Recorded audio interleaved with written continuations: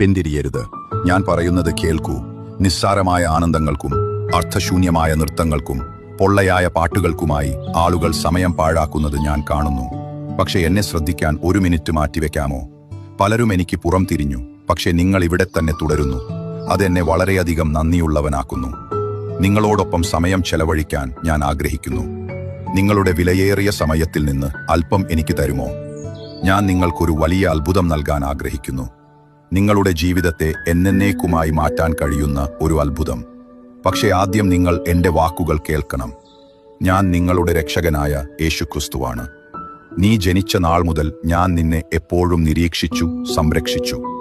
നിങ്ങളുടെ സന്തോഷം കവർന്നെടുക്കാൻ സാധ്യതയുള്ള എണ്ണമറ്റ അപകടങ്ങളിൽ നിന്ന് ഞാൻ നിങ്ങളെ കാത്തു, സംരക്ഷിച്ചു.